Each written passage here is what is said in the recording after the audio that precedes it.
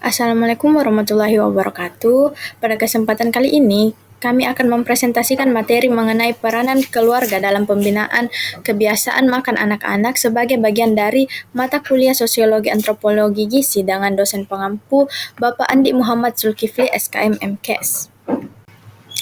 Adapun anggota kelompok kami yaitu yang pertama ada Aprilianti Wulandari dengan NIM 230305501026 dan yang kedua ada Salsabila Andriana yakni saya sendiri dengan NIM 230305501027 dan yang terakhir ada Adinda Fitri Ramadhani S dengan NIM 230305501029.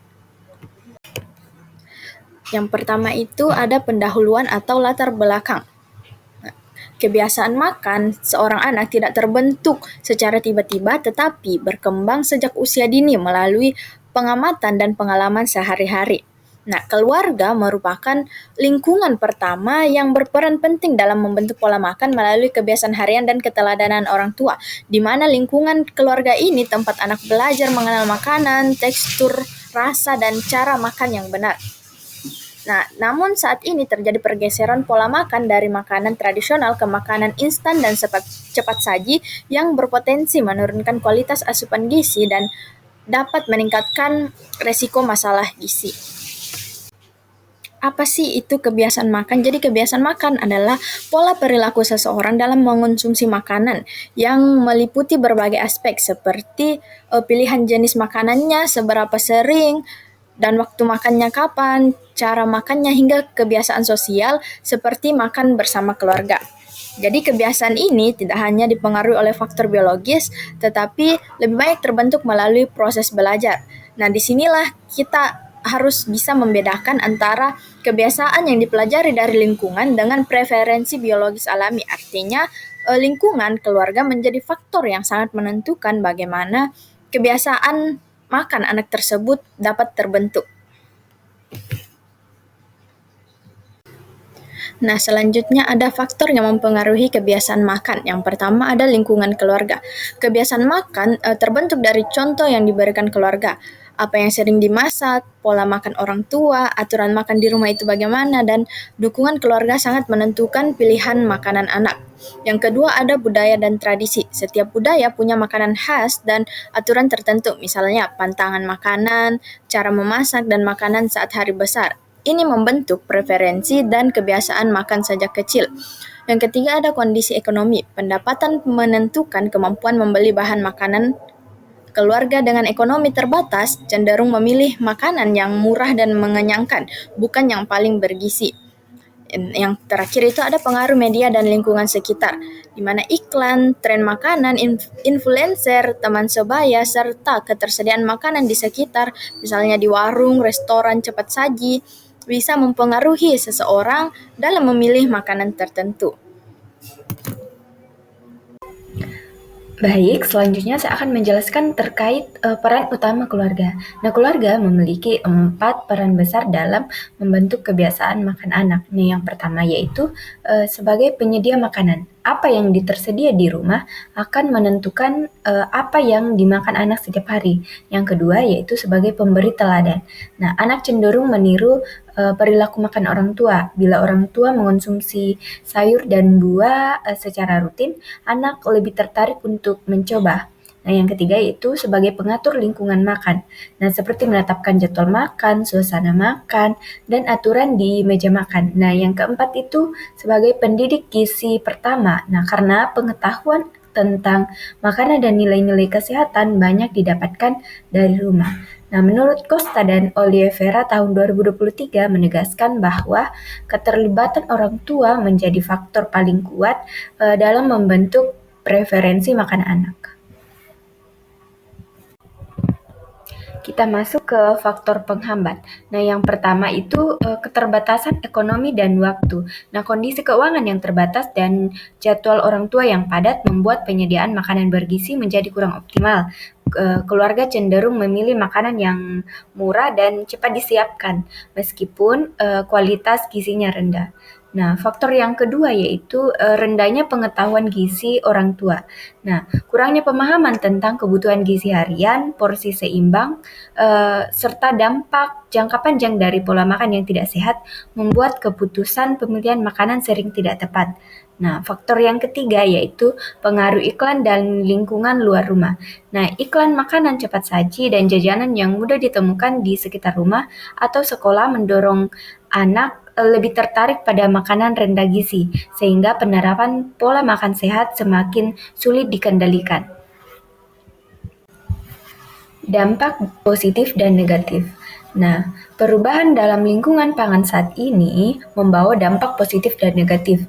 Nah, dampak positifnya antara lain ketersediaan pangan bergizi yang lebih luas, adanya program fortifikasi pangan, dan meningkatnya keamanan pangan. Namun dampak negatifnya tidak kalah besar. Konsumsi makan ultraproses semakin meningkat dan menyebabkan risiko obesitas serta penyakit tidak menular sejak usia dini. Nah, tren ini telah dilaporkan oleh berbagai penelitian global, termasuk temuan Costa dan Mahmoud yang menunjukkan peningkatan konsumsi fast food pada anak usia sekolah. Pendekatan sosiokultural atau antropologi gizi. Pendekatan ini menekankan bahwa perilaku makan tidak hanya dipengaruhi oleh kebutuhan biologis, tetapi juga oleh nilai budaya, kebiasaan, dan identitas masyarakat. Setiap kelompok memiliki tradisi pangan yang membentuk preferensi makan sehari-hari. Karena itu, pelestarian pangan lokal menjadi penting untuk menjaga pola makan sehat sesuai dengan karakter masyarakat. Dalam upaya perbaikan gizi, pendekatan ini menuntut program yang sensitif budaya. Artinya, intervensi gizi harus memanfaatkan bahan pangan lokal dan praktik memasak yang sudah dikenal oleh masyarakat. Pendekatan tersebut membuat pesan gizi lebih mudah diterima, meningkatkan partisipasi, dan memungkinkan program berjalan secara berkelanjutan tanpa menghilangkan tradisi pangan yang sudah ada. Rekomendasi yang dapat diharapkan yang pertama, terapkan makan bersama dengan role modeling. Makan bersama memberikan kesempatan bagi orang tua untuk menunjukkan contoh pola makan sehat secara langsung. Ketika anak melihat orang tua memilih makan bergizi, makan dengan teratur, dan menikmati sayur atau buah, mereka lebih mudah meniru perilaku tersebut. Yang kedua yaitu buat jadwal makan teratur dan biasakan sarapan. Menerapkan jadwal makan membantu anak memiliki pola makan yang stabil dan mencegah kebiasaan jajan berlebihan. Membiasakan sarapan juga penting karena dapat meningkatkan konsentrasi, energi, serta mengurangi godaan untuk mengkonsumsi makanan yang tidak sehat di pagi hari. Yang ketiga yaitu batasi cemilan atau fast food. Pembatasan makan cepat saji perlu dilakukan karena kandungan gula, garam, dan lemaknya tinggi. Sebagai gantinya, orang tua dapat menyediakan cemilan yang lebih sehat seperti buah, yogurt, kacang, atau makanan rumahan yang lebih terkontrol gizinya. Yang keempat yaitu tingkatkan edukasi bagi orang tua. Orang tua memegang peran utama dalam menentukan makanan yang tersedia di rumah. Edukasi gizi membantu mereka memahami kebutuhan nutrisi anak, cara memilih bahan makan yang baik, serta peningkatan pola makan seimbang dalam mencegah masalah kesehatan. Yang kelima yaitu bangun kolaborasi dengan sekolah dan fasilitas kesehatan. Kerjasama dengan sekolah dan puskesmas dapat memperkuat kebiasaan makan sehat melalui program penyuluhan, kantin sehat, pemantauan kesehatan siswa, hingga kampanye makan bergizi. Sinergi ini membuat upaya perbaikan gizi lebih terarah dan konsisten antara rumah, sekolah, dan lingkungan sekitar. Nah, adapun kesimpulannya, kebiasaan makan berkembang sejak masa kanak-kanak, sehingga peran keluarga sebagai lingkungan pertama sangat menentukan arah pola makan seseorang di kemudian hari. Di tengah perubahan gaya hidup modern, pilihan makan menjadi semakin beragam dan praktis. Namun, kondisi ini juga meningkatkan risiko munculnya masalah gizi apabila tidak disertai kontrol yang baik. Pendekatan sosiokultural melalui perspektif antropologi gizi menjadi penting untuk memastikan setiap intervensi gizi selaras dengan nilai, kebiasaan, dan tradisi masyarakat. Program yang memanfaatkan pangan lokal serta mempertimbangkan budaya biasanya lebih mudah diterima dan berkelanjutan. Dengan keterlibatan aktif antara keluarga, sekolah, dan fasilitas kesehatan, upaya membangun kebiasaan makan sehat dapat berlangsung secara konsisten.